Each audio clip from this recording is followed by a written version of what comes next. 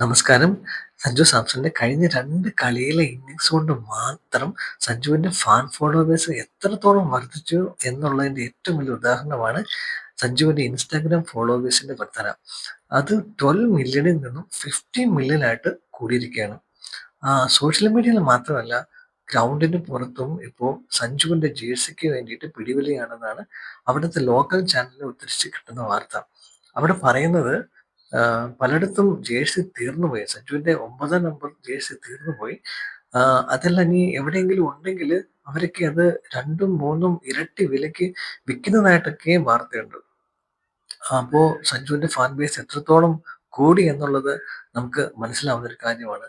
അതുപോലെ നമ്മൾ മലയാളികൾക്കിടയിൽ ഒരു വിശ്വാസമുണ്ട്.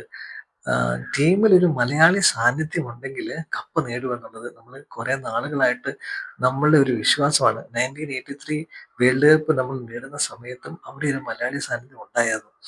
അപ്പൊ ഇത്തവണ ഒരു മലയാളി സാന്നിധ്യം കൊണ്ട് മാത്രമല്ല, ഒരു മലയാളി തന്നെ മുന്നിൽ നിന്ന് കളിച്ച് ജയിച്ച് നമ്മൾ കപ്പടിക്കണം എന്ന് ആണ് എൻ്റെ ആഗ്രഹം.